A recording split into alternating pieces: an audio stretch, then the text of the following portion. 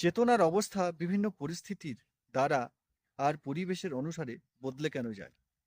প্রথমে বিচার করতে হবে যে আমি ওই পরিস্থিতির মধ্যে আছি কেন। আপনাকে কারোর ওষুধ আনতে বাজারে পাঠানো হয়েছে। বাজার কি? আপনার পরিস্থিতি। আপনি যদি বলেন যে বাজার আপনার মনকে বদলে দিয়েছে, আপনি ওষুধ আনতে গিয়েছেন আর বাজার আপনার মন বদলে দিল। আপনি বসে পকোড়া খেতে লাগলেন। আমরা প্রত্যেকে কোনো না কোনো পরিস্থিতির মধ্যেই থাকি। ওই পরিস্থিতিতে আপনি কোনো কারণেই থাকেন, তাই না? ঠিক তো? আপনি বাজারে গেলেন ওষুধ নিতে আর বলছেন, আমি বাজারে এসেছি, বাজার একটি পরিস্থিতি, ওই পরিস্থিতি আমার মনকে বদলে দিয়েছে। আমি বসে পকোড়া খেতে লেগেছি, কেননা আমি পকোড়া দোকান দেখে ফেলেছি। আরে, আপনাকে ওষুধ দোকানের জন্য পাঠানো হয়েছে, আপনি বলছেন পরিস্থিতি আমাকে বদলে দিয়েছে। আপনার কিছু মনে আছে কি নেই আপনাকে ওই পরিস্থিতিতে ফেলা কেন হয়েছে? অথবা আপনি স্বয়ং নিজে নিজেকে ওই পরিস্থিতির মধ্যে কেন ফেলেছেন? আপনি একেবারে ভুলে গেছেন।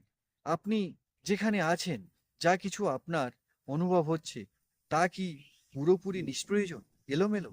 না, কোনো প্রয়োজন আছে, কার্যক্রম আছে, উপক্রম আছে, এবং আপনি যার একটি অংশ বা ভাগ। আর যদি আপনি তার অংশ হন, তাহলে যা প্রয়োজন আছে তা সব সময় স্মরণে থাকবে না। তখন আপনি পরিস্থিতির ব্যবহার করবেন, তখন আপনি পরিস্থিতির শিকার হয়ে যাবেন না। আসলে পরিস্থিতির শিকার কেউ হয়ই না, কখনো না। যদি আপনার স্মরণে না থাকে যে আপনি পরিস্থিতিগুলির ব্যবহার করার জন্য আছেন, তখন আপনি পরিস্থিতিগুলির ব্যবহার করার পরিবর্তে উপভোগ করা শুরু করে দেন। এটাই মায়া। আপনি গিয়েছিলেন বাজারকে ব্যবহার করতে ঔষধের জন্য, আর ওখানে আপনি কি দেখতে পেলেন? পকোড়া। আর আপনি পকোড়ার উপভোগ করা শুরু করে দিলেন।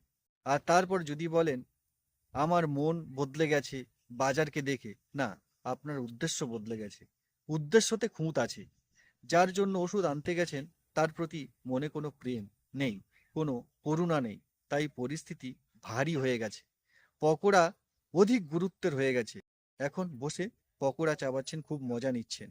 এরপর একটা ফোন এলো, আর ফোন থেকে জুতোর বর্ষা হলো। তখন আবার বললেন পরিস্থিতি বদলে গেছে, মন বদলে গেছে। এখন তো এ কথা ভেবে খুব লজ্জা হচ্ছে যে আমি পকোড়া খাচ্ছিলাম। এখানে মূল বিষয়টি কি?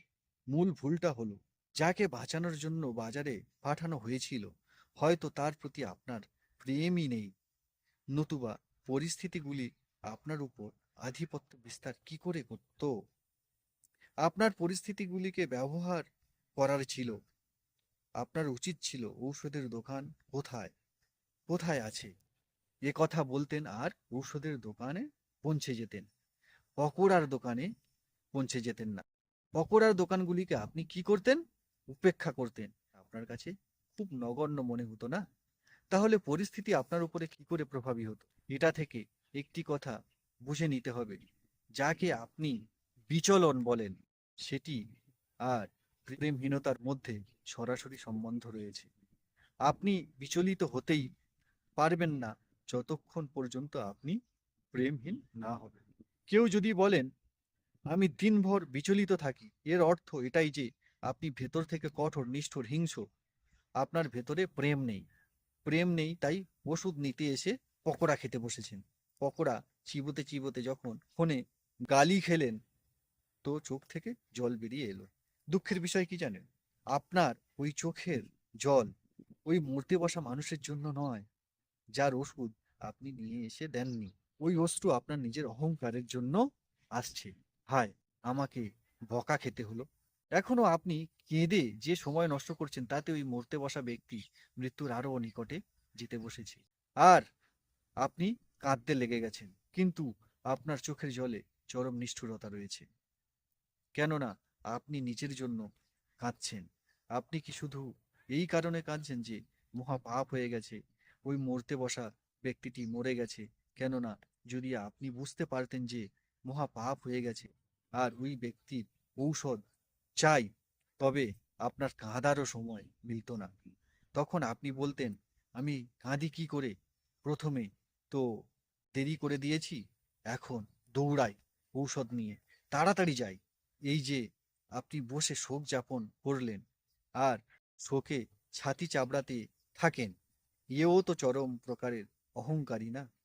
আর অহংকার তো নিষ্ঠুর, কি না?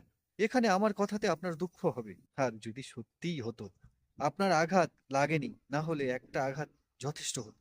কিন্তু আপনি এত উদ্ধত যে আপনার লাগেই না। কি করে? বলছি, আমি আঘাত করতে চাই হৃদয়ে, আপনি এত উদ্ধত যে হৃদয়ের ওপর হাত রেখে রেখে বেঁচে কেটে পড়ে। আপনার আঘাত কোথায় লাগে? হাতে পায়ে। ওইখানে লাগতেই দেন না যেখানে একটা চোট লাগলে কাজ হয়ে যায়, সেখানে লাগতে দেন না, বাকি সব জায়গায় আঘাত খেয়ে নেন।